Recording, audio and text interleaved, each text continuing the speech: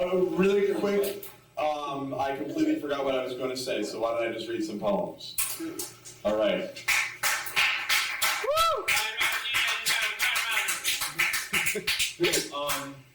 This first one is untitled. If God had a sense of humor and more time in his schedule, he should have given you a pair of floppy vestigial wings like a penguin's, so you can be different from everybody else. He might as well have done it because you don't use the hands you have, and you always enjoy telling people no when they ask you if you can fly.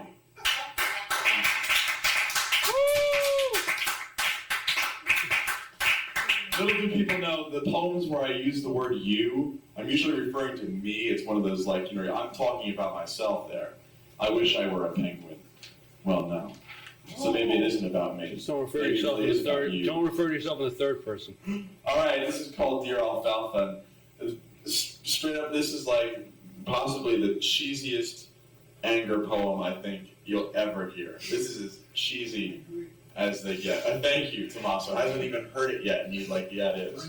It's called Dear Alfalfa. Da, na, na, na, na. All day. I tell you what we're going to do tonight.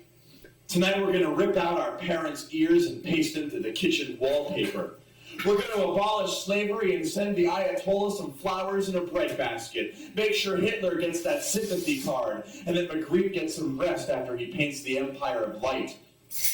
We're going to tear down this turban manifest destiny, unshroud Turin, and decapitate John the Baptist in the name of love and God and freedom. And tonight the diners will burn with the embers of waitresses we knew by name. Old cinders that we've been putting under the flame of our cigarette lighters will wash away in the torrent of biblical floods.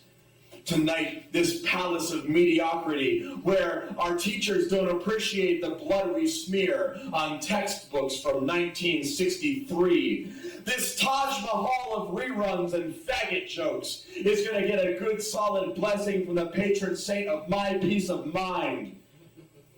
We're getting into my station wagon, and we're going to drive through this vile prison without borders, shouting out decades of tolerance and love, kissing shoulders with sweaters pulled back, touching cheeks and lips in chapped winter cold, until our mouths stick, and we can't pull apart the disparity of the nuclear family from the radioactive isotope it spawned in its half-life decay.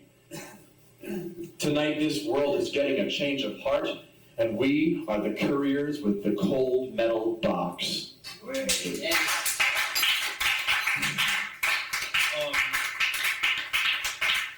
And just because we're like all right on time, I'm going to be obnoxious and just read two more. If you haven't seen the website yet, I'm going to read you the poem that is on the front page of the website. This little boy. This little boy has already conquered small nations.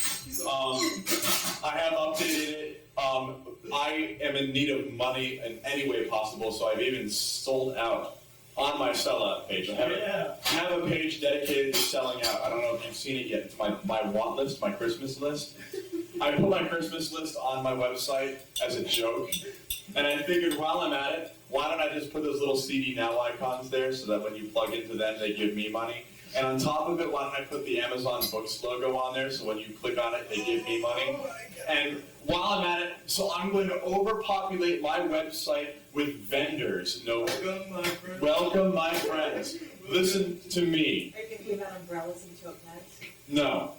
Why, But this is the only website I know of on the internet where somebody has actually written exactly what they want and requested that you buy it for them, and given you an easy reference, like guide, to that effect. This is the poem that soon every word will be hyperlinked, because the idea is to fucking push the web to its limits of absurdity. I figured I am going to hyperlink every word on this website. I am going to put every single little award icon that I can find on the web, steal it and put it on mine. It doesn't matter anymore. I'm gonna knock it all down, and this is the poem. Boris Godunov's Handy Baking Tips. That's the title of the website. A story of historic banter and waving of flags in the plaza from restored houses from the early 19th century. As recorded by the pious and wholly deemed worthy of wedgie Brian, second vicar to the third oligarchy and vice president of the United States. Oh, so this is the way we juxtapose ourselves in the bright blazing echo of other people's screens.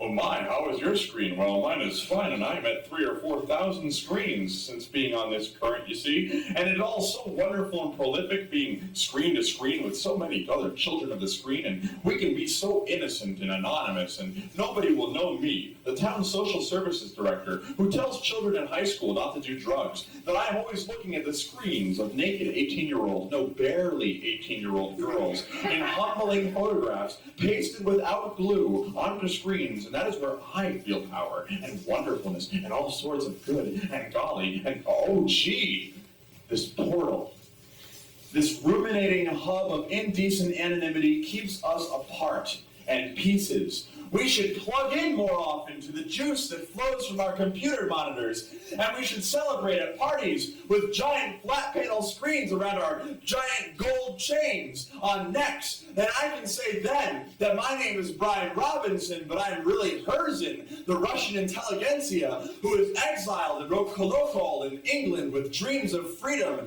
in paper and printing presses the Gutenbergs made, Bibles, and I made propaganda, and the Gutenbergs said very clearly that thou shalt not write propaganda with our machines for any other reason than the Lord thy God. Yes, I can tell people that, and won't they be impressed? I thought I told you that this was not asylum. I am running my fingers up and down the glowing effigy that we used to watch on couches, giving off black and white Mr. Ed shows, now giving up that value of TV land for the altruism of some little incoherent 15-year-old child's vision of creativity and imagination.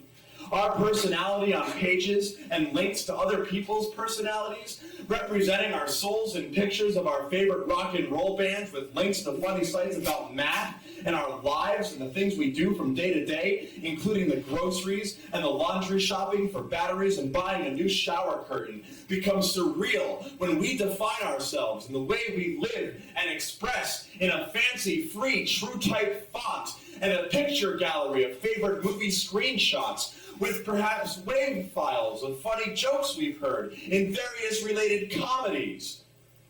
This land is sick and dying, honest in its decay, and so ambivalent to the idea that we might one day wither off our arms and attach eyeballs to conveniently ergonomically correct eyeball rests in front of a glare-free monitor, radiation cured like my father's frying pans, but we are not cooking a goddamn thing, Mother Nature, and that is why we are so susceptible